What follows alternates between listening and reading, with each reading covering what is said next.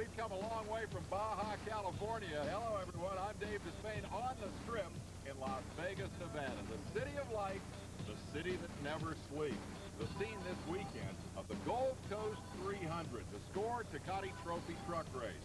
Now, as we cruise the Strip the night before the race, the biggest obstacle we face are these jaywalking visitors to the world's largest men's apparel convention. But tomorrow, when these guys are off shopping for T-shirts and talking about the Wayne Newton show, the real stars of the weekend are going to face a much different challenge. Rust and rocks, dirt and dust, hundreds of miles in 100-degree heat. Tonight, we play. I'm going to go look for a liberal slot machine. Tomorrow is work. Let's fast forward to our expert analyst, Steve Wise. He's going to tell us more about the challenge that awaits once the lights go down and the sun comes up. Dave, this is not some portable casino they've rolled into the desert south of Las Vegas. No, this is instead one of the many portable race shops that are used to support these trophy truck teams. What is unique about the Gold Coast 300? A couple of things jump right out at you. First, it's a short loop, just under 36 miles. They'll run it 6 times. In other words, they'll be pretty familiar with this race course by the end of the race.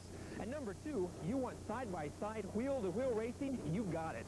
When the green flag drops, they'll start 2 at a time here on the asphalt, drag race style. It's about a mile down to the end of the road, right alongside the interstate. This is the old road that led into Las Vegas. There they jump out into the dirt. If you don't want to eat some dust, you better get there first. It's a 600 horsepower game of chicken. Another note about this big race weekend in Nevada, what takes place off the race course is almost as important as what's on it. That's right, it's sign up your sponsor time. A lot of 1995 deals are taking place as we speak. These drivers have one eye on the race course and one eye on next season. This is the next to last race of 1994, so a win here could salvage the whole year and maybe even convince the smiling sponsor to sign on the dotted line. The toughest task today, considering what's at stake, maybe keeping that adrenaline under control.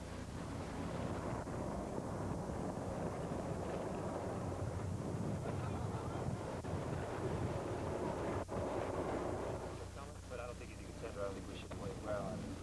Somebody's already this far back, Richie or one of the guys that dropped back. That broke down.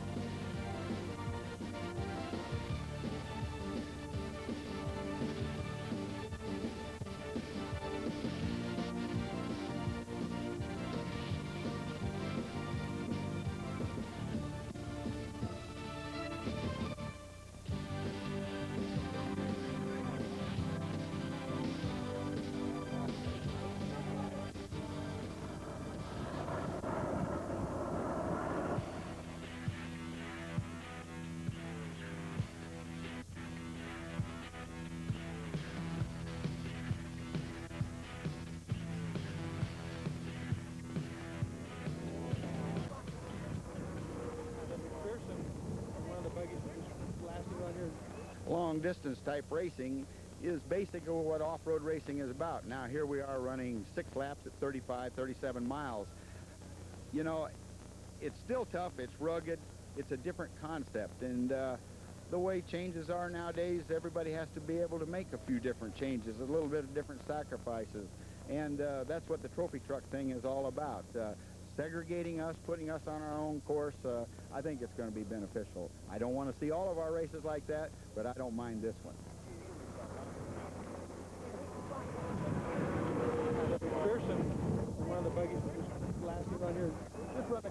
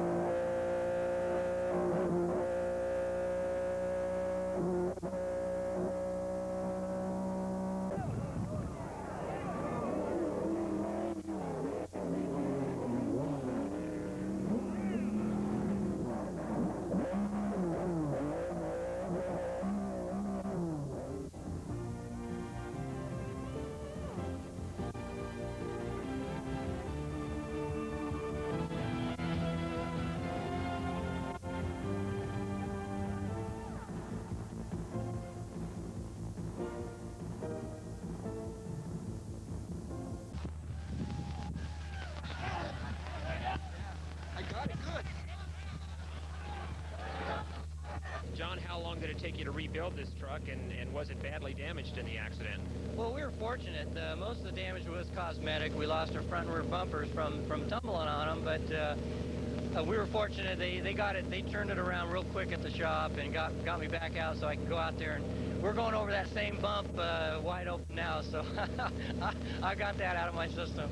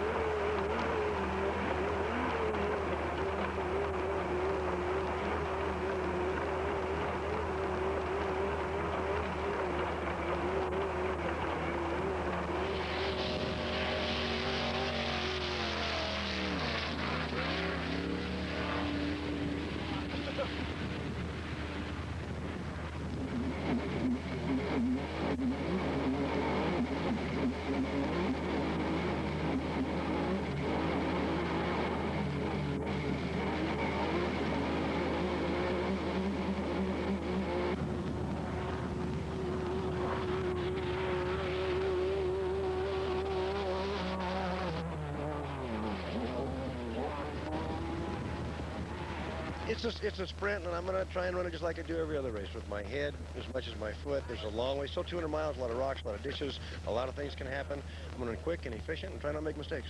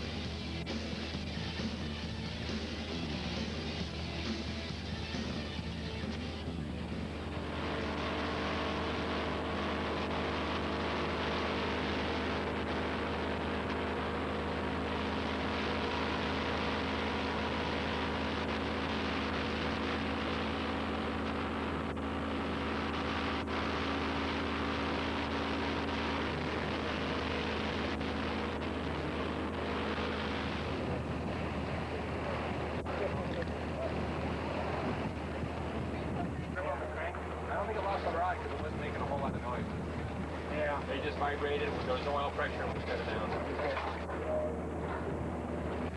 It was one of those deals where the truck was just performing flawless. Suspension was on, everything was running nice, and came through lap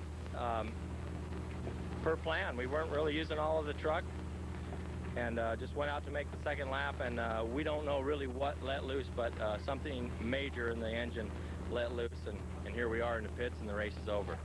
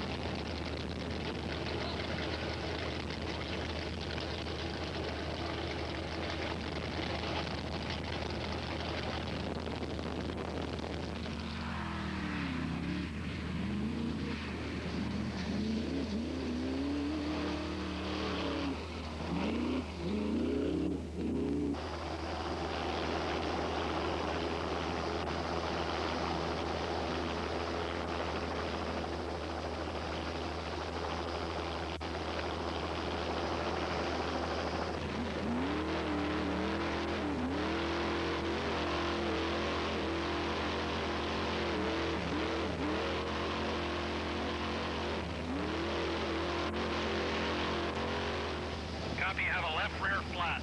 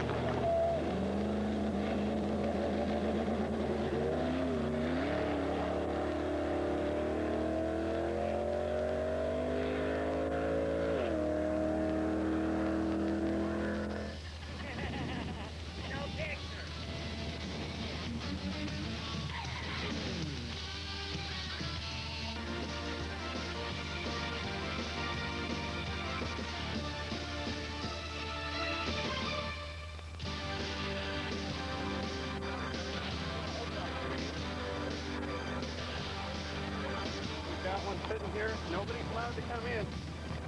I got it. Come take a count of you. Yep.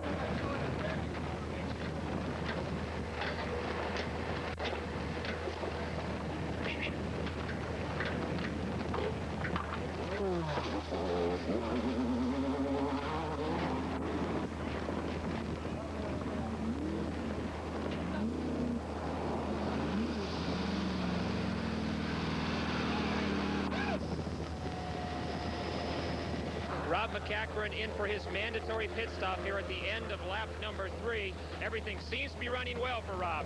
The crew is going to check the truck out, but they're expecting a normal pit stop on these mandatory pit stops, a 2-tire change, rear tires in this case, and they'll fill up with gas. It's a short race, so there's no need to stop again for gas. This should be the only stop of the race. So far, Rob having a good run all the way around, running right up near the front. He started in the 3rd row with Ivan Stewart. He's managed to put some distance between himself and Ivan. Everything is running smooth.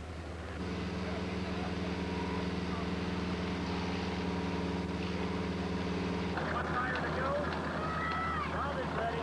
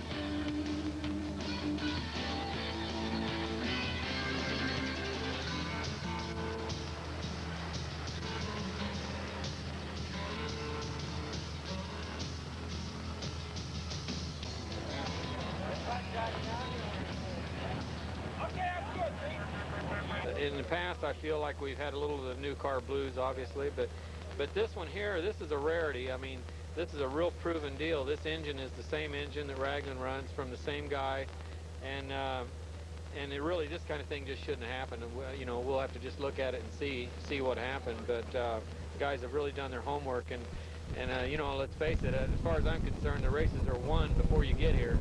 You know, they're really done at home, and that's what's a little disappointing after all the work and effort everybody's put into it for this little thing to bite us. But we're going to come back strong in the next one. We can't wait.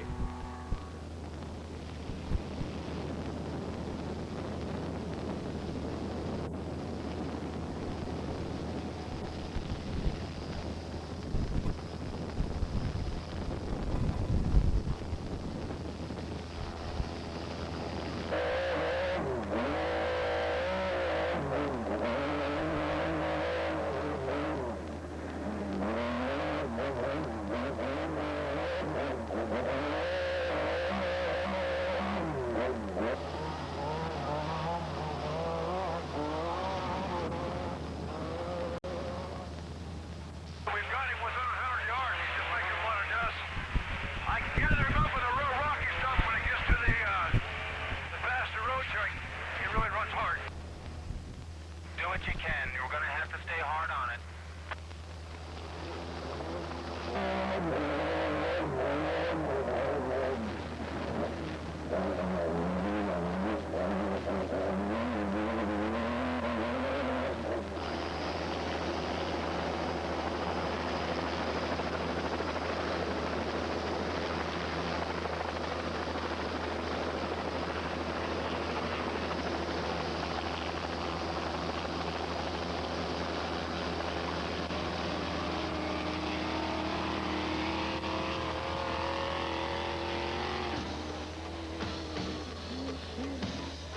They've been saying it about him now for the past 2 decades. That kid sure can drive. The truth of the matter is the kid has grown up. When he was 8, Rob won his first state motorcycle championship. He quickly moved on to go-karts and then desert buggies. And by 17, he was both Rookie of the Year and Driver of the Year. That was followed by a move into the truck classes, where he's managed mini and full-size pickup season championships. At 28, he's a full-fledged member of the prestigious Rough Riders team. Little Rob is now part of big-time racing. When I first got involved in this, it was just a hobby, you know, and then now it's a job, you know. It's a big business, and it's really important to myself and also all of our sponsors. You have to win races. There's actually more to the job than just winning. On the day before the race, Rob's schedule is always full. Signing autographs for fans, attending functions like this Ford Ride and Drive, where race drivers take company engineers on a quick spin so they can swap notes. Later that night, there's the cocktail party with company VIPs, where deals for coming seasons are often cut. Who you know is very important in this sport, and it has been throughout Rob's career. A well-publicized stint as a valet parking attendant at the Gold Coast in Las Vegas was cut short as hotel owner Michael Gahn took Rob under his sponsorship wing. McCachran honed his driving skills as a member of the Walker Evans race team and eventually filled the shoes of IndyCar's Robbie Gordon or current team owner Jim Venable. He's had a lot of help along the way, but none of it any bigger than the support of his parents. They've been to every race that I've raced since I was a little kid for motorcycles. It really helps out a lot, you know, them being there for me, and it's a big difference when you have a lot of people supporting you.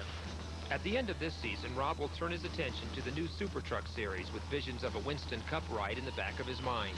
He says he'll always try to fit off-road into his schedule because he loves the competition of desert racing. Competition like he's facing right now. There's 3 guys chasing me, Ivan Stewart, Paul Simon, and Larry Ragland. They've all got a good chance at winning this too. 11-point lead isn't a lot. We've got to win races to win this championship.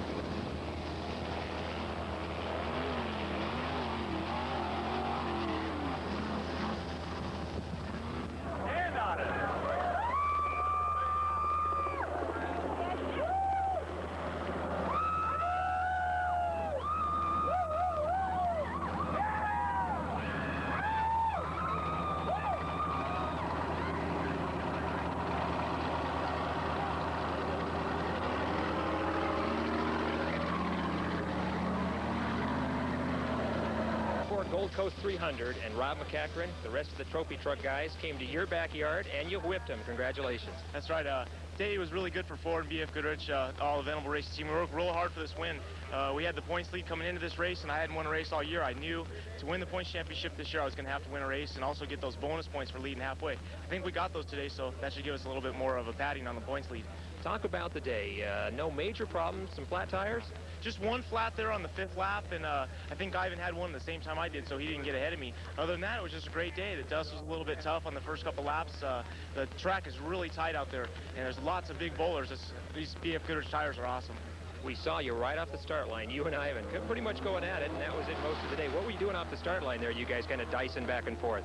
Yeah, well, you know, we're out here racing, and we started the same minute, so the first one back here won, so I had to beat him whatever it took. So ran down that highway, and he came up and bumped me there a little bit, and then I pulled over to the left side, figured if he can go around, he can go around the outside, and I didn't see him come by, so we just went on our way.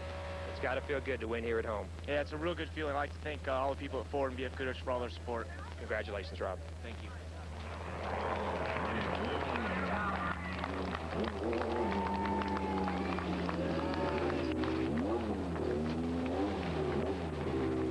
Well, Ivan, you can't win them all, huh? Somebody said that years ago, and you're right. No, the Toyota truck ran fantastic. I made some mistakes. Remember I told you earlier today that you just can't make mistakes out here. And the only place I really had an advantage and I could gain on Rob and the other guys was through the rocks. So I could really run hard through the rocks and I could gain on them. And that's where I made mistakes. It caused us some flat tires. We got along the long flat roads and where the silty, I just couldn't run with them. So I tried to make it up in rocks. It didn't work out. Sometimes you get a second. It was interesting in that you guys were running together. You started together because of the way the race started. So you pretty much knew all along that you had to beat him. Well, I knew Rob was going to be tough. He always is. He's always tough. He does a tremendous job. But yeah, it was fun. I knew if I was going to have to race anybody, it was going to be about 4 guys, and that I could probably pick out before we even started. He was definitely going to be one of them. So he does a fantastic job. He didn't make the mistakes today, and when we talk about that's what cost you making mistakes, and even a flat tire is a driver error, and cost you. It wouldn't be BF Goodrich's fault. I did hit some big rocks, and the tires work fantastic. It's just you know, you just can't hit the rocks at the speeds we're hitting them.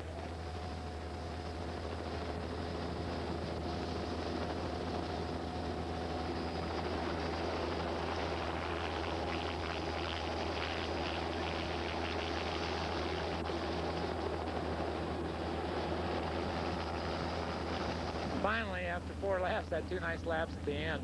Last lap was real nice. Everything went perfect. As we were leaving, I saw Walker go under the underpass as I was coming in, so I knew he had about 5 minutes. So thought maybe we could catch him, so I ran it pretty hard, and luckily he had a flat, and that helped me a little bit. So we beat him and picked up another position. I had no idea. I never had a radio from the start, and I never knew any time all day where I thought 6th or 8th or whatever. I didn't have any idea. So it was a big surprise to get here and be 3rd. I just run as fast as I could go. I had a heck of a race going for 2 laps, I'll tell you.